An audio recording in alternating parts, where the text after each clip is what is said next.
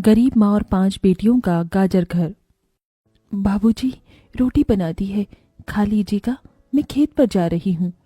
तभी खटिये पर से बूढ़ा रामा खांसते हुए बोला, अरे बहू, ये ले, मेरी शॉल लेती जा, बाहर बड़ी ठंड पड़ रही है। नहीं बाबूजी, इसकी जरूरत आपको ज्यादा है, क्योंकि घर में ओढ़ने को एक भी कंबल नहीं। माँ, आज हम तीनों भी आपके साथ चलेंगे खेत पर। पर बच्चों, तुम्हारे पास स्वेटर भी नहीं, सर्दी लग जाएगी। माँ, जल्दी तो आपको, गुलिया दीदी और तानी दीदी को भी लगेगी। अगर हम जब एक साथ मिलकर खेत पर काम करेंगे तो ज्यादा पैसे आएंगे और फिर हम कंबल खरीद लेंगे। मेरा राजा बेटा कितना समझदार हो गया है, माँ के दुख को समझने लगा है। सरिता अपने बच्चों के साथ खेत पर आती है, जो कि जंगल के पास पड़ता था। बच्चों, हमें आज के आज खेत जोतकर गाजर की फसल बोनी है। सरिता की चारों बिटिया और राजा भी कड़ी मेहनत से बंजर खेत को जोतते हैं और फिर सब मिलकर खेती करते हैं।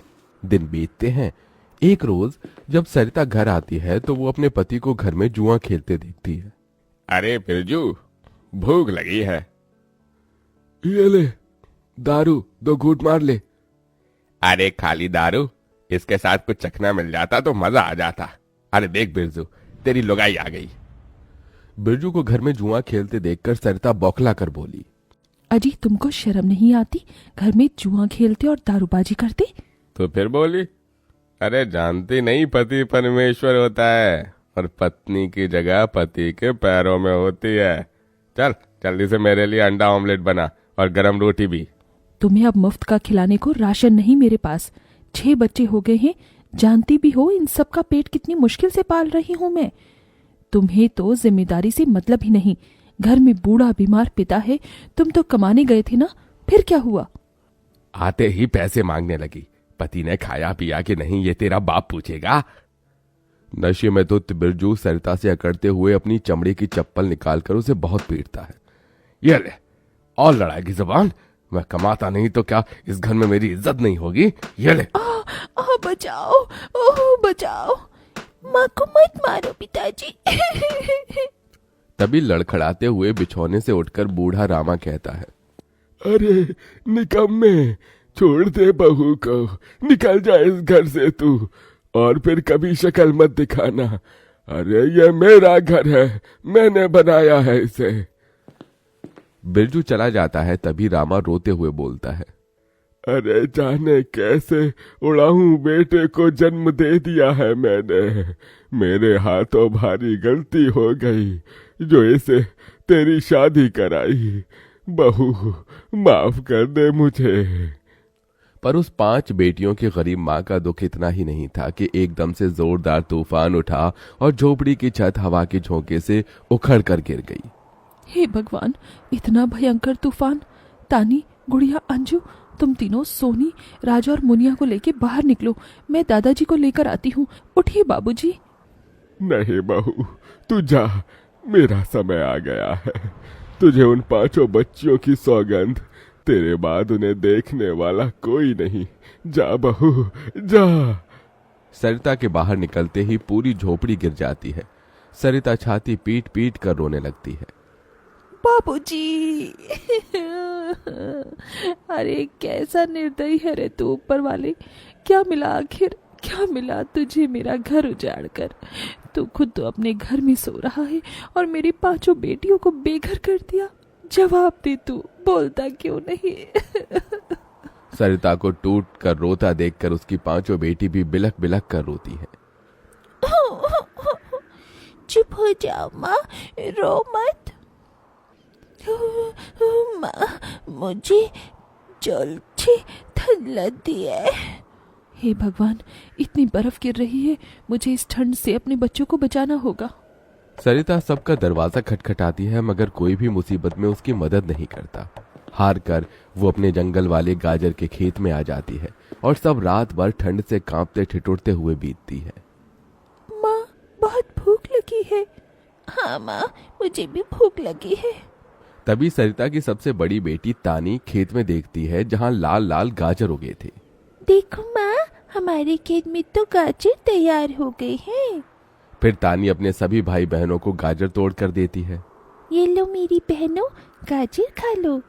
अपनी बेटियों को ठंड में ऐसे देख उस गरीब माँ का मन अपार दुख से भर जाता है। अपनी इस गरीब लाचार माँ को माफ कर देना बच्चों, तुम्हें ये ठंड भोगना पड़ रहा है। तभी एकदम से दिन का माहौल रात सा हो जाता है और तेजी से बर्फ गिरने लगती है। बाप रे बाप, एकदम से इतनी ठंड, ऐसे तो बिना घर के हम बच नहीं पाएंगे।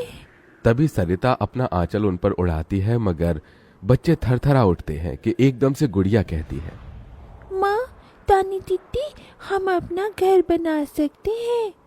मगर कैसे बिटिया, हमारे पास पैसे भी तो नहीं। माँ देखो, हमारे खेत में कितने सारे गाजर उगे हैं, हम इसी से अपना घर तैयार करेंगे, पर हम सबको साथ मिलकर मदद करनी होगी। राजा बेटा, जब तक कि हम गाजर घर तैयार नहीं कर लेते, तुझे अपनी छोटी बहनों का ख्याल रखना होगा, रखेगा ना? हाँ माँ, रखूंगा। सरिता आग जलाकर अपने दोनों सबसे छोटे बच्चों को उसके पास बिठा देती है और खुद अपनी चारों बेटियों के साथ उस भयंकर ठंड में गाजर घर बनाने लगती है। अंजू, सोनी, गुड़िया, तुम दोनों मुझे और तानी दीदी को गाजर तोड़ तोड़ कर दो, हम घर बनाते हैं। ठीक है माँ। गरीब माँ बेटियां मिलकर गाजर घर बनाती हैं, मगर घर एकदम से ढह जाता है, जिससे सरिता दुखी हो जाती है। कितनी मेहनत से ये गाजर घर बनाया था हमने, मगर सारी मेहनत बेकार चली गई। तभी चारों बेटियां रोते हुए गाकर अपनी माँ को हिम्मत देती हैं। जिंदगी की यही रीत है, हार के बाद ही जीत है, थोड़े आंसू है थोड़ी हंसी, आज गम है तो कल है खुशी, जिंदगी की यही रीत है, हार के बाद ही जीत है। मेरी बच्चियों। रोते हुए सरिता अपनी बेटी को गले से लगा लेती है। वो फिर कोशिश करते हैं, कई बार उनका गाजर घर बिगड़ता है। तभी गुड़िया कहती है, माँ, अगर हम अपना गाजर घर मजबूत बनाने के लिए पहले लकड़ी फट्टे से ढांचा बना लें, तो फिर हमारा गाजर घर नहीं गिरेगा। सब ऐसा ही करते हैं, जिससे उस बार उनका गाजर का घर मजबूत बन जाता है। सरिता अपनी पांचों बेटियों और बेटे के साथ घर के अंदर आती है, तब जाकर उनके शरीर को गर्माहट महसूस होती है। अरे वाह माँ, दीदी, आप सबने कितना सुंदर गाजर घर बनाया है, और ये कितना गर्म भी है। तभी सरिता अपने बेटे बेटियों का मुंह देखती है, सबकी आंखों में भूख थी। मैं जानती हूँ तुम सबको भूख लगी है ना, अपनी माँ को एक दिन दे दो, मैं कल काम ढूंढ लूंगी। ठीक है, आज हम ये गाजर खाकर सो लेंगे। आप भी खा लो ना माँ, आपने 2 दिन से कुछ नहीं खाया। सोनी अपने नन्हे हाथों से अपनी गरीब माँ को गाजर खिलाती है। अगले दिन सरिता ठंड में इधर से उधर काम ढूंढने भटकती रहती है, मगर कोई उसे काम नहीं देता। इधर अब उसके खेत के गाजर भी खत्म हो गए थे, जिससे उसकी बेटियां भूखी थी और उसकी दुधमुही बेटी भूख से रोई जा रही थी। माँ, मुन्ना को भूख लगी है, उसे खाना चाहिए। छोटे बच्चे खाना नहीं खाते राजा, इसे दूध पीना है। हे बसुरी बजैया, एक माँ की ममता की इतनी भी परीक्षा मत लो कि वो अपने बच्चे को दूध भी ना पिला सके। तभी सरिता को द्वार पर एक गाय के रंभाने की आवाज सुनाई दी। माँ, लगता है बाहर गाय आई है। सरिता अपनी बेटियों के साथ बाहर आकर देखती है तो गाय के थन से दूध की धारा बहे जा रही थी। इस गाय के थन में कितना दूध गिर रहा है। सरिता गाय का गर्म दूध अपनी बेटी को पिलाती है। तभी गाय उसके खेत में जाकर गोबर कर देती है, जिससे एकदम से जादू होता है और खेत लाल चमकदार गाजर से भर जाता है। माँ, ये तो कोई जादुई गाय लगती है। देखो, हमारे खेत में कितने गाजर हो गए। हाँ गुड़िया, मैं जादुई गाय हूँ। मुझे वरदान प्राप्त है, जिस भी बंजर खेत में मैं गोबर करूंगी वो फसल से भर जाएगी। मैं इससे पहले भी तुम्हारे खेत में आई थी। इसका मतलब गौ माता, आपकी वजह से उस वक्त भी मुझ गरीब के बंजर खेत में गाजर उगी थी। आपका कोटि कोटि धन्यवाद गौ माता। माँ, तुम काम ढूंढ रही थी ना, अब मैं ढूंढना। तुम तो कितना अच्छा गाजर का हलवा बनाती हो, और गाय के दूध से खोया, घी, दूध सब बनता है। तुम हलवा बनाकर बेचो। सरिता उस गाय के दूध से घी खोया तैयार कर लेती है और गाजर का हलवा बनाकर बेचने लगती है, जो कि लोगों को खाने में स्वादिष्ट लगता है। उसकी अच्छी कमाई होती है, जिससे उसकी आर्थिक स्थिति ठीक हो जाती है और वो गाय उसके गाजर घर के बाहर बंधी खेत के गाजर और घर दोनों की पहरेदारी दिया करती।